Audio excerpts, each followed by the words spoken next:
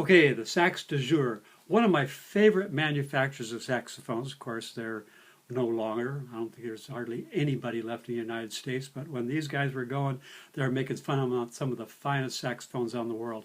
This is the Martin guitar, not Martin guitar, Martin saxophone, no relation, company out of Elkhart, Indiana, and they made some marvelous, marvelous saxophones.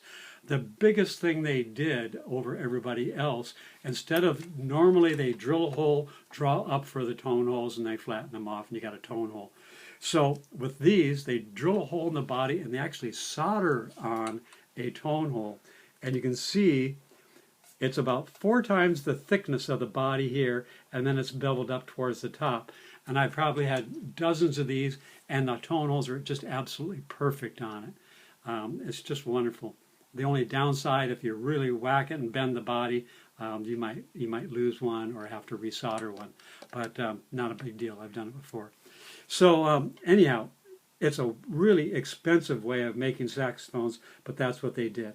So this is the Indiana model. So they had an Elkhart model, and then they had a Indiana, and then they had the Martin committees and yada, yada, yada, up. Basically the top of the line is the Martin. And this has a lot of features of the Martin. So very nice engraving, all hand done, all the way down into the bow.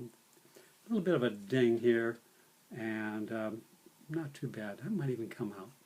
But anyhow, so, and the Indiana, so it actually has an engraving of an Indian, American Indian, on the bell,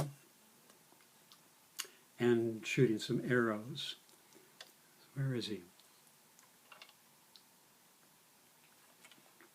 Oh, it's on this side. There we go.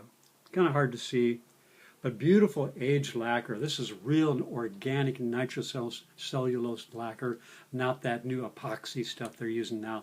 The epoxy stuff basically looks the same 50 years from now, which is kind of good because it's nice and clean, but it doesn't have that aged patina that the real organic lacquer.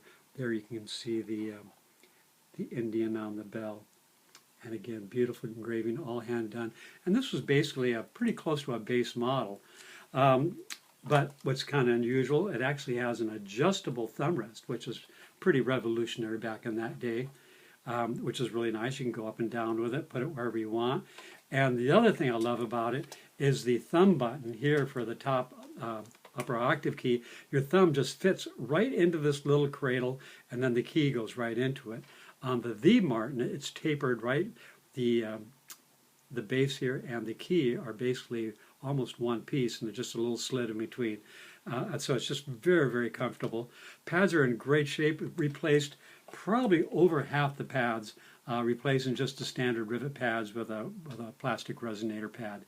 And eventually that's probably what's going to be done to this to give it a little more juice. Neck's in good shape. I'm getting a million saxophones in, bent necks and everything. There's not a compartment for the neck, so it's been bouncing around with all the accessories, so a little scratched up, but I'm keeping it in a sock right now. So nickel-plated keys. Again, bell's real straight. There's just a slight little indentation here. Again, not worth going out. But the bell brace, the bow brace goes all the way from here, all the way around, and just a massive, massive brace. So that was probably a pretty good blow just to put it in the slightest little ding in right in there. But again, it doesn't affect the plane. It's probably not even into the body. It's just into the air gap there. So again, just a very nicely manufactured saxophone at a crazy, crazy price. You figure a base model Yamaha, I think it's the 26 now, is like $1,500, which is just absolutely crazy. This is 1/3 of that. I'm putting it out for $500.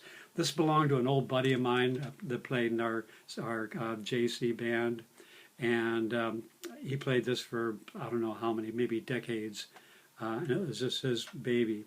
And you can see the pads there are really nice shape. So anyhow, plays just wonderful. Real firm right down to the B flat.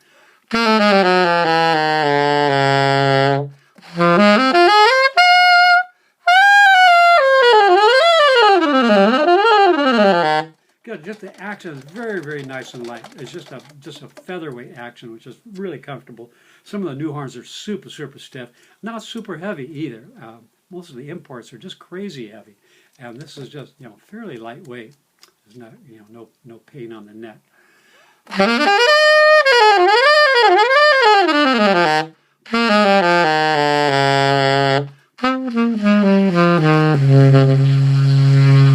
Right down there to the lowest subtone.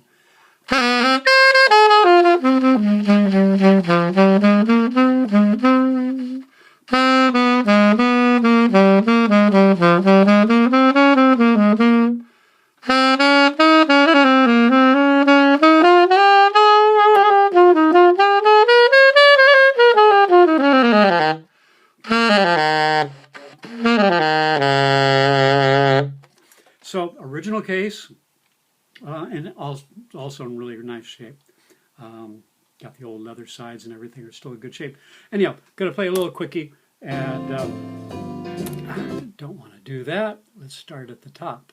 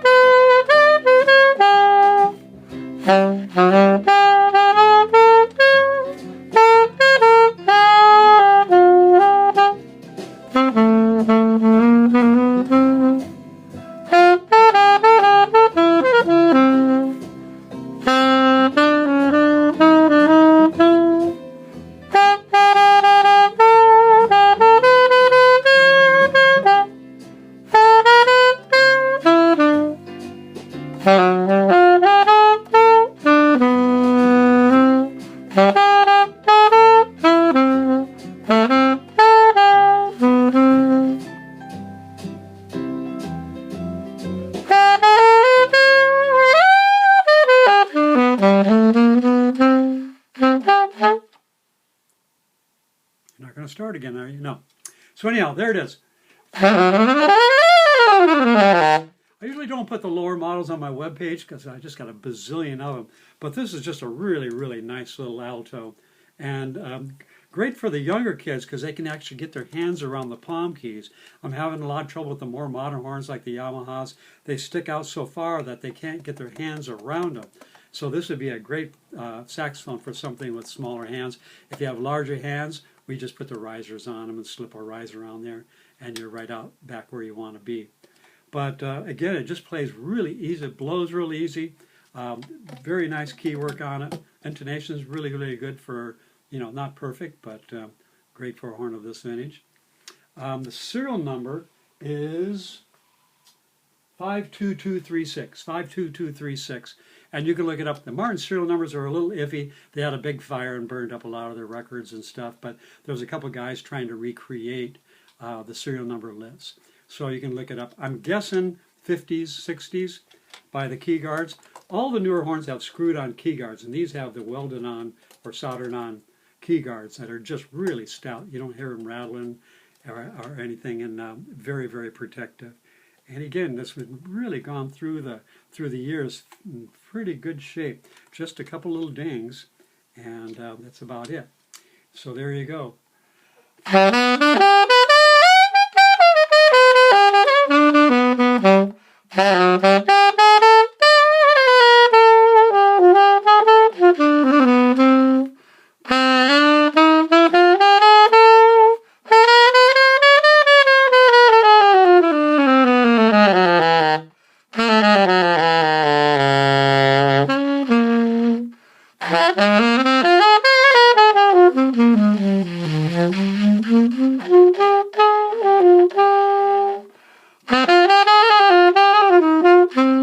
So anyhow, I can't ever remember anything to play.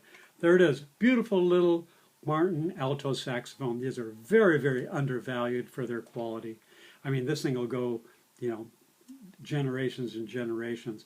It's very typical. I have a bunch of these where they've been pushed in here. Anything that sticks out wants to get pushed in.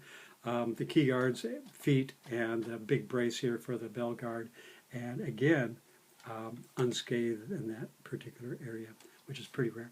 Anyhow, there you go. You can check it out, www.stevegraysaxes.com, and it'll be in there with a billion other alto saxes. But just look under Martin. Again, www.stevegraysaxes, STVEGRAY, saxesplural.com. All right, gotta go.